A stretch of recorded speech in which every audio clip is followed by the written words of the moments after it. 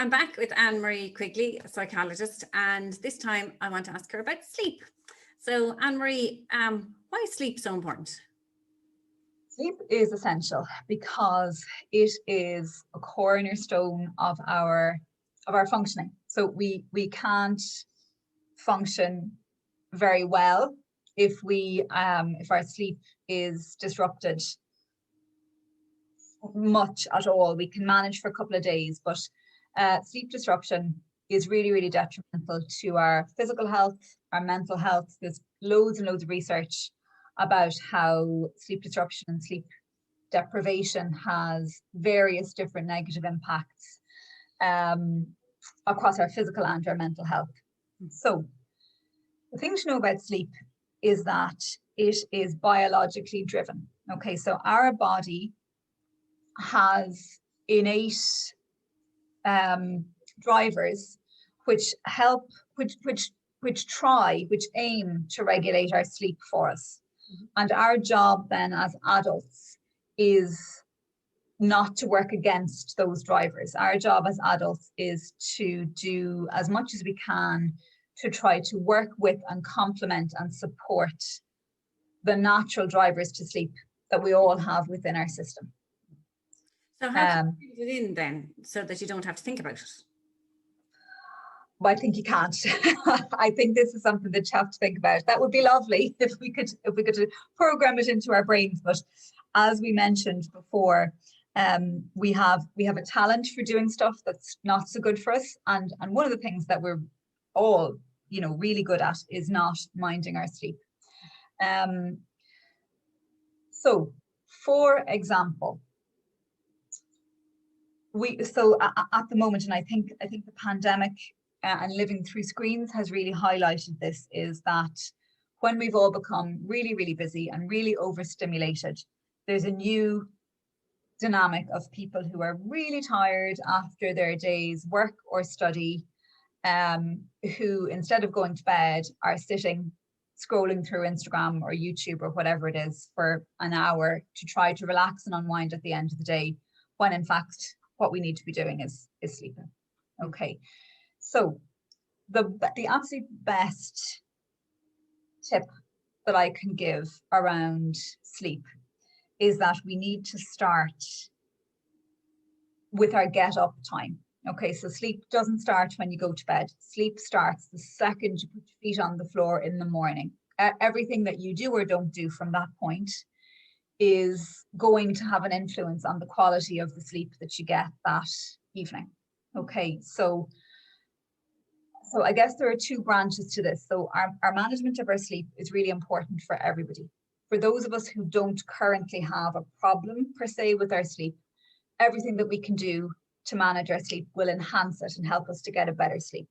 Okay, that's probably not the key group of people that I'm talking to. I'm probably talking to the other group of people who are those who are struggling with their sleep and whose sleep is below the level that they know is optimal for them. Okay, so that's the group who will really, really benefit from reviewing how they manage their sleep.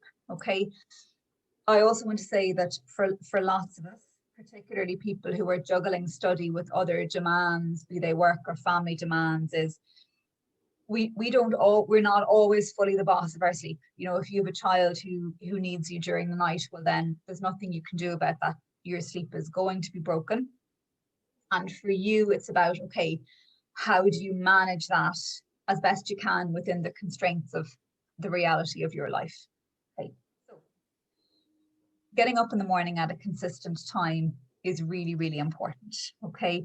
If you are a person who at the moment finds yourself in a routine of sleeping too late in the day, if you've become nocturnal, if you're awake and doing things during the night, which ideally you'd be doing during the day, and if you were sleeping in the morning, you need to get a handle on that immediately. That's the first place to start.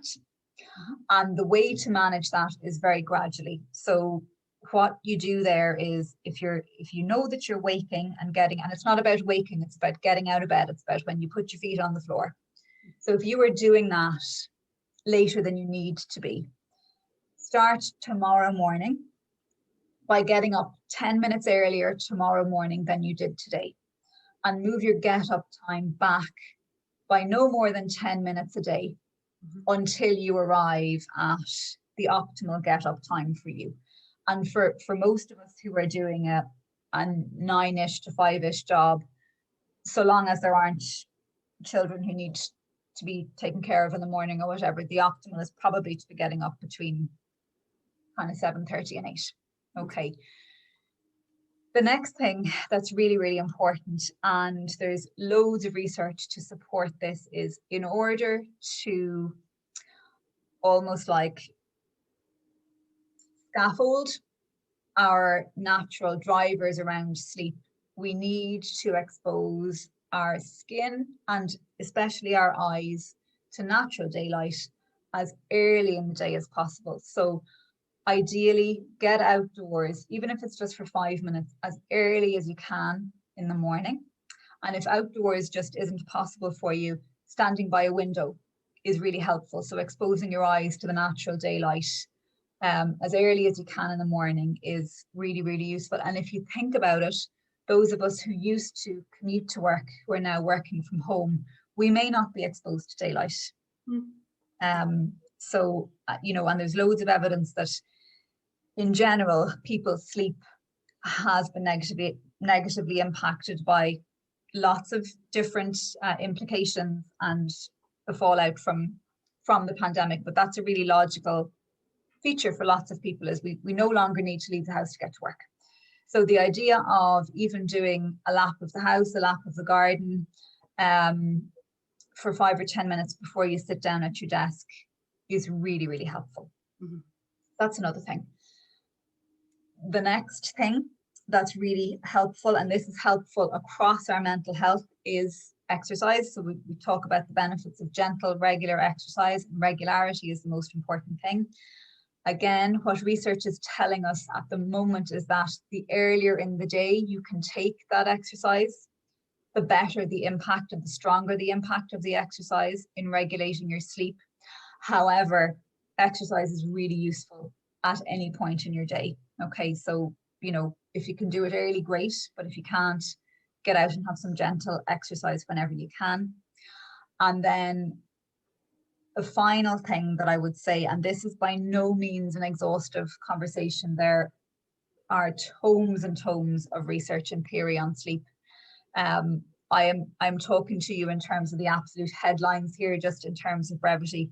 The final one I would talk about is the importance of having a wind down, having a routine around going to bed at night, which includes a wind down period. So you cannot, you know, if you go for a long journey and you in your car and you get out of your car, you can still hear the engine whirring. There's a little fan in there that needs to cool down your engine for a while. Okay, so if you think of that analogy, you don't expect your car to cool down straight away when you park it after a long journey.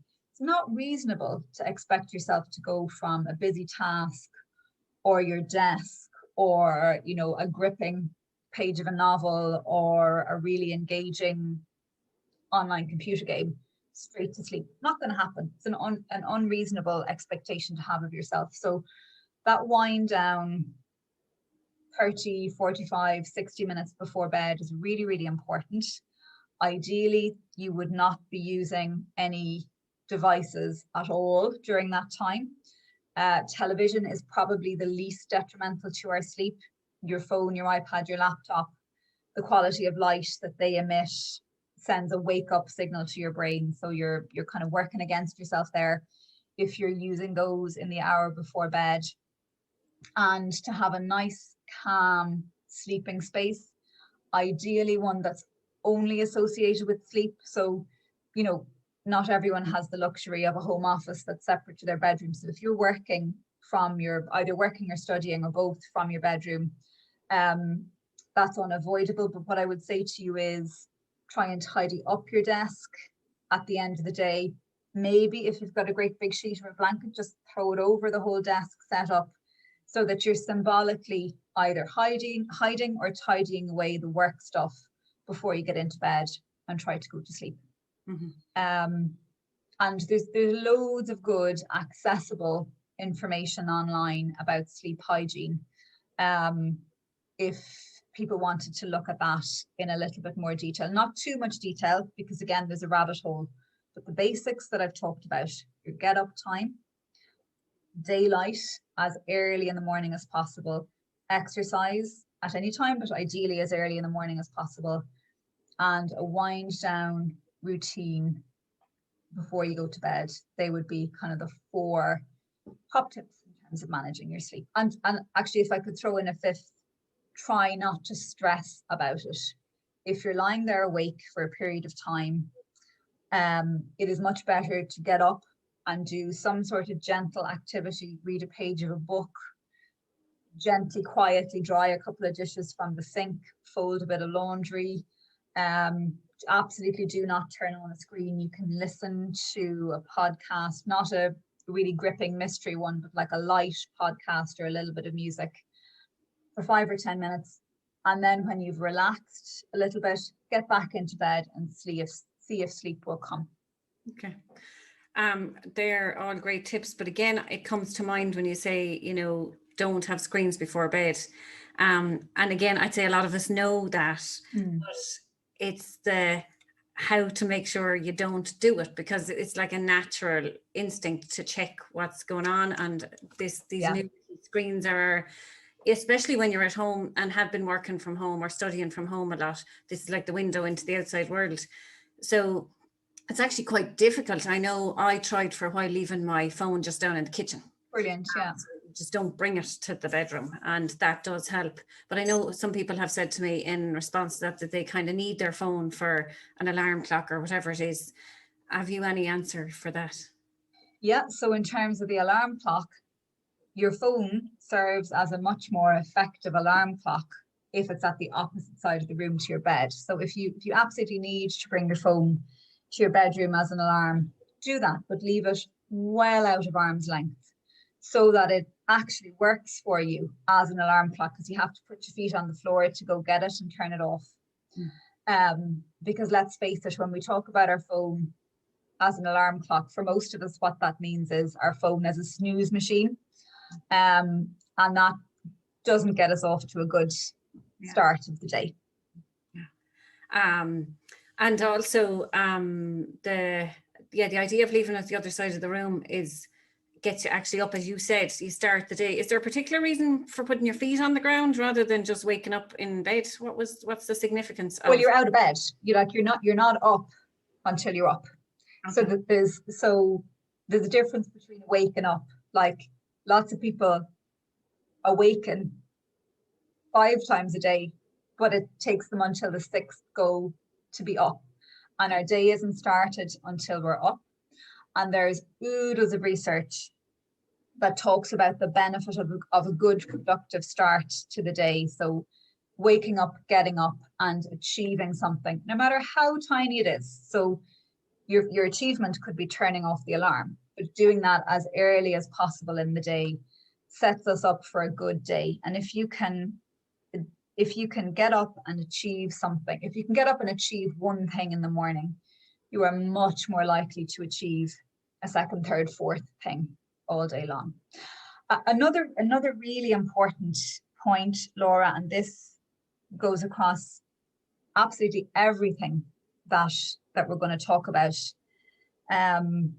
is it's all well and good me sitting here telling people what I know about sleep, but that's only it's only talk until the person puts it into practice. So my challenge, or maybe my invitation, if I was going to be kinder about it, is probably more effective. Yeah. Put one bit of this into practice and see what happens. Because, even if someone decides, okay, I believe everything this Anne-Marie character is telling me, you can't know it and trust it until you have a lived experience of it. So put one piece of this into practice and see that it works for you. It might not be the first thing you do actually that works for you either. So you're going to have to give a few bits of this a go. But it's only when you make it when you turn it into your own lived experience and see that it's effective for you, that's when you'll be motivated to do a little bit more and a little bit more.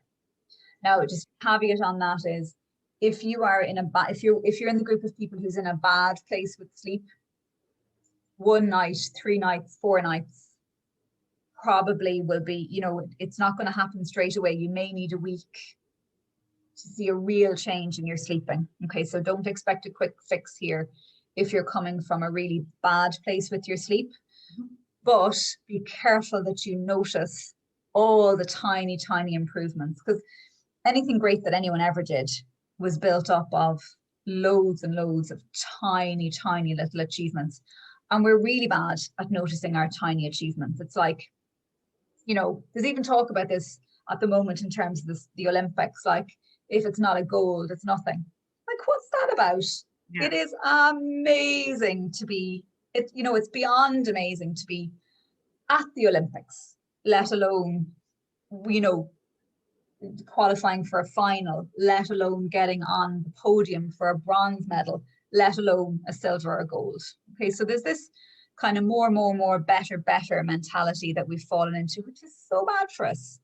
So we will achieve a lot more. Sorry, we also tend to focus on our to-do rather than what we've done. So rather than our done. Yeah, absolutely. Yeah. So noticing the tiny wins will help motivate you to do to take the next step. And it's the next step and the next step and the next step that will eventually get you to the big win, in this context, a beautiful 8 hours sleep. And you'll be hopping out of the bed the next morning. We'll hold you to that, Anne-Marie. Listen, that's, I think, a lot of information and food for thought for sleep. There's a lot more to it than I actually had realized. So it's not just a case of just getting into bed early. But I think your challenge to all of us is a good one. And just to take one of those things to start with is great advice. So thanks for that. We'll talk to you again about other topics. Thanks, Laura.